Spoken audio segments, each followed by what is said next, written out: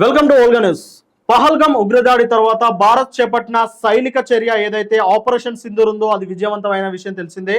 ఆ సైనిక చర్యకు ప్రతీకార చర్యగా పాకిస్తాన్ అయితే క్షిపణులు కానీ దాడులు కానీ చేసుకుంటూ వచ్చింది. దాన్ని వెంటనే భారతదేశం ఒక అడుగు ముందుకేసి వాటిని గగనతలంలోనే వైమానిక దాడులతో అంటే మొత్తం వైమానిక వ్యవస్థను అయితే ధ్వంసం చేసింది. ఈ క్రమంలోనే కేవలం డిఫెన్స్ వ్యవస్థనే కాకుండా భారతదేశం ఒక అడుగు ముందుకేసి అఫెన్స్ వ్యవస్థ కూడా దూరి కొన్ని క్షిపణులు, బాలిస్టిక్ క్షిపణులు, అలాగే వైమానిక దాడులు అయితే చేపట్టింది. ఈ క్రమంలోనే పాకిస్తాన్ ఎయిర్ బేస్లపై పాకిస్తాన్ సైనిక స్థావరాలపై దృష్టి సారించింది. అలాగే పాకిస్తాన్ ఎయిర్ బేస్లను అయితే ధ్వంసం చేసింది. ముఖ్యంగా లాహోర్ ఎయిర్ బేస్లను ధ్వంసం చేసిన విషయం తెలిసిందే. అలాగే పంజాబ్లో ఉన్న అంటే పాకిస్తాన్ పంజాబ్లో ఉన్న కొన్ని ఎయిర్ బేస్లను అయితే పాకిస్తాన్ ధ్వంసం చేస్తూ వస్తుంది. ఈ క్రమంలోనే పంజాబ్లో ఉన్న కొన్ని ఎయిర్ బేస్లను అయితే భారత సైనికులు అయితే ధ్వంసం చేస్తూ వచ్చారు. ఈ క్రమంలోనే ఒక చిన్న మిస్టేక్ జరిగిందని చెప్పేసి జాతీయ మీడియాలో కొన్ని కథనాలు వెలువడుతున్నాయి. అదేంటంటే పాకిస్తాన్లో ఉన్న కిరాణా హిల్స్ ప్రాంతంలో అణ్వాయుధాలు ఉన్నాయని, అణ్వాయుధాల పైన భారత్ సైనికులు దాడి చేశారని చెప్పేసి అయితే కొన్ని కథనాలు వెలువడ్డాయి.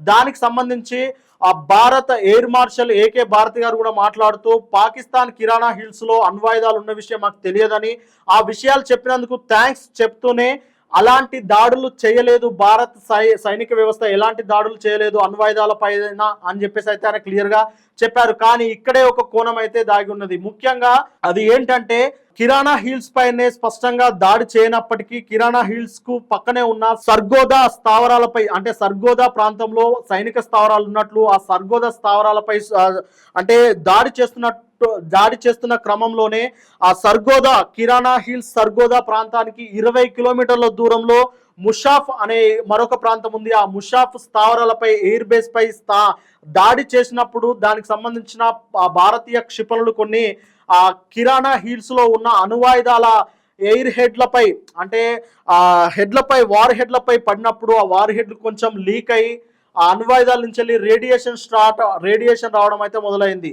ఆ రేడియేషన్ రావడంతో అక్కడ కొంచెము ఆ స్మెల్ వచ్చినట్టు పాకిస్తాన్ సైనికులు అయితే వెంటనే గుర్తించి అంటే అణ్వాయుధాల నుంచి వెళ్ళి ఆ రేడియేషన్ స్టార్ట్ అయిందని చెప్పేసి గుర్తించారు. వెంటనే ఆ ఇతర దేశాల నుంచి వేరే బాస్పరస్ లాంటి కొన్ని పదార్థాలు తీసుకొచ్చి అయితే ఆ రేడియేషన్ ఆపే ప్రయత్నం చేశారని ఆ జాతీయ మీడియాలో అలాగే ఇంటర్నేషనల్ మీడియాలో కథనాలు వచ్చాయి. ఈ క్రమంలోనే రేడియేషన్ లీక్ అవుతున్న విషయాన్ని భారత సైనికులు పసిగట్టి వెంటనే దీనికి ఒక ప్రతీకారంగా అంటే ప్రతీకారం కాదు ఇక్కడ వెంటనే దాన్ని సర్దుకునే విధంగానే సీజ్ ఫైర్ చేసినట్లయితే తెలుస్తుంది. అంటే ముఖ్యంగా మనం సీజ్ ఫైర్ ఎందుకు జరిగిందని చెప్పేసి అయితే అంతర్జాతీయ మీడియాకంగా ట్రంప్ తలదూర్చి వాణిజ్య యుద్ధాన్ని అంటే ఇరు దేశాల మధ్య పాకిస్తాన్ కానీ భారత్ కానీ వాణిజ్య ఒప్పందాలను రద్దు చేస్తా అని బెదిరించడంతోనే భారతదేశం ప్రధానమంత్రి నరేంద్ర మోడీ గారు కానీ అలాగే పాకిస్తాన్ ప్రధానమంత్రి షహబాజ్ షరీఫ్ కానీ వెనక్కి తగ్గారని చెప్పేసి ట్రంప్ అయితే గొప్పలకు చెప్తున్నారు. కానీ అసలు విషయం అది కాదు.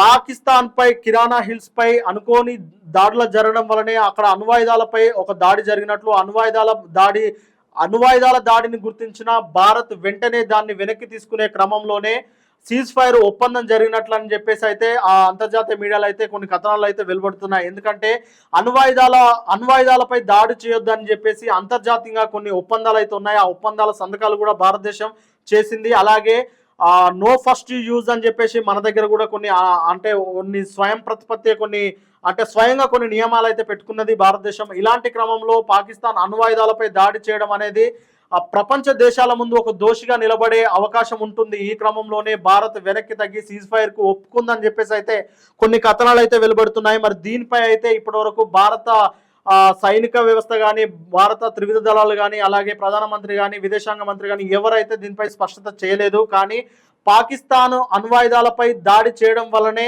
భారతదేశం వెనక్కి తగ్గింది అంటూ ఇంటర్నేషనల్ స్థాయిలో అయితే కొన్ని కథనాలు వెలువడుతున్నాయి. దీనిపై నిజాలు ఏంటో అనేది మన విదేశాంగ శాఖ కార్యదర్శి కానీ అలాగే ప్రధానమంత్రి కానీ ఎవరైనా స్పందిస్తే కానీ అసలు విషయం ఏంటో బయటపడదు.